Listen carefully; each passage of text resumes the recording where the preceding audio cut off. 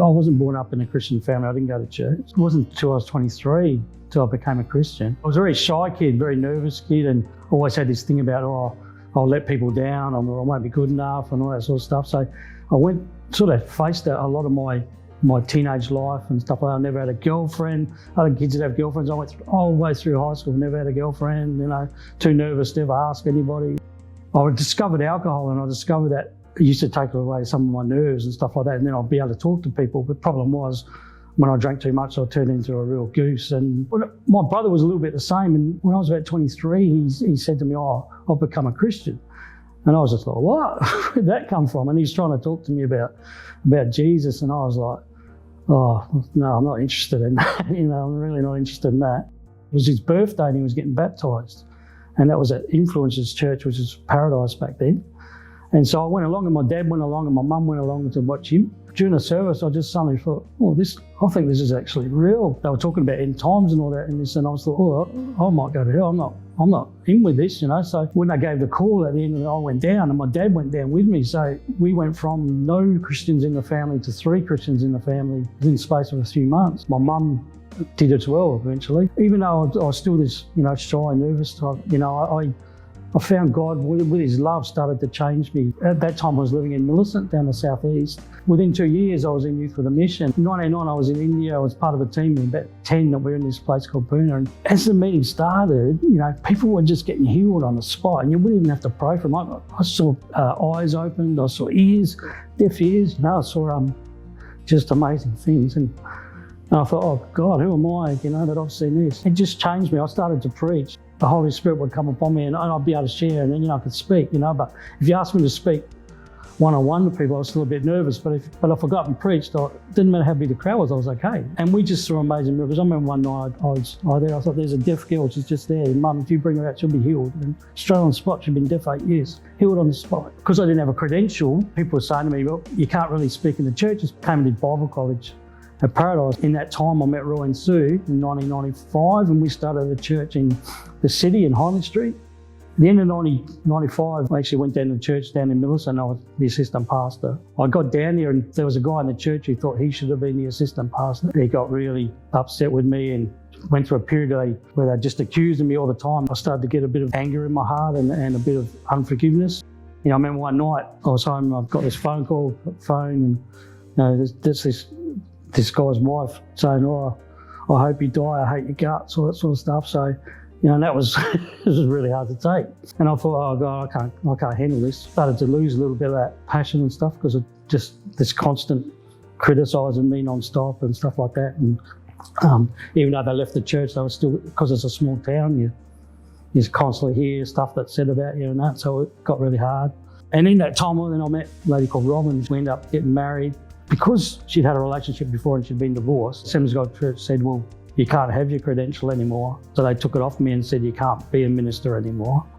It was a difficult time because I went from preaching twice on a Sunday and doing Bible studies to doing nothing. I really dropped my bundle a bit, which was hard for the marriage. I'd made ministry my God. When I didn't have that, I didn't know what I had. I didn't have anything, I was working in a meatworks, and I just felt like, well, who am I now? I don't do anything. I've got no role in the church. So I went from being an assistant pastor to being nothing. And it was really hard. It was hard on the marriage, and it's sad to look back now, but we both just clashed. Both probably had hurts in our lives, her from a previous marriage and all that, and me with what I was going through. And it didn't last. It only lasted 7 years. So in 2004, we separated. I was a pastor of that. Now I'm a separated Christian. I've split up from her. My mum died at the same time, so I had a separation, and my mum died within 3 months. I went through a real time of depression, really struggled for quite a while, because I just didn't know what my purpose was anymore. I was a bit in the wilderness, but God was still there. I joined Destiny Inc. in 2008. I love seeing kids have education, and when you see a child say thank you, that's all you need. You don't need any more than that. That's more than enough to think God used you in that way. And you've seen, we sponsor 200 children into school now, and we've got feeding programs in India and Bangladesh and in the Philippines and Uganda, and then we've got kids going to school. We've had children graduate from college, and it's a great team. I love Roy and Sue and Zell and all the team. sort of thought, well, I'm just going to be a single man. That's the way it's going to be. I struggled with it, but I thought, well, that's the way it is. I don't really know how to meet anyone. I'm not really sure what. And then God, in all His mercy, I was walking a dog, and out of the blue, and it has to be God because it certainly wasn't me. God said, when you're 50, you're going to be married and have a child, and you're going to have your own house, because I was renting. And I was like, well, no, I wrote it down, but I was like, well, I don't know how that's going to happen. I've got no girlfriend. I've got, I'm not married, so, and I'm renting a house. Finally, I met Zell through Facebook, and we just got talking on Facebook. We don't even know how, because I didn't actually realise she was my friend on Facebook, and she said to me, well, how are you, my friend? And I said, I've got no idea. I didn't ask you. And she said, well, I didn't ask you. So why are we friends? And then we just started chatting. We chatted for most of the day, just on the Facebook, and then ended up meeting her in Singapore. And then, we ended up getting engaged, and we were married in May 2015, which was in my 50th year, and you look back, God fulfilled all His promises.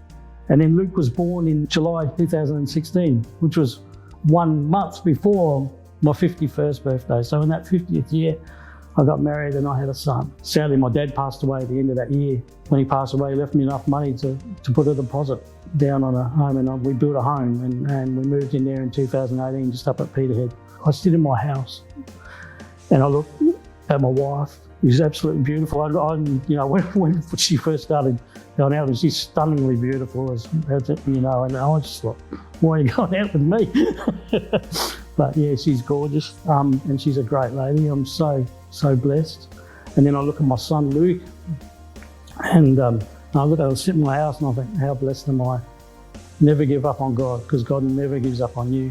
He's always got a plan for you. He's always got a future for you and a hope for you. God keeps His promises. God is so good. And I think some people just forget how good God is. Jesus is so good, and I just remind the church, that sometimes we can get discouraged and get down, but God is so faithful and He's so good, and He's blessed me so much. Just keep your eyes focused on Jesus. He won't let you down.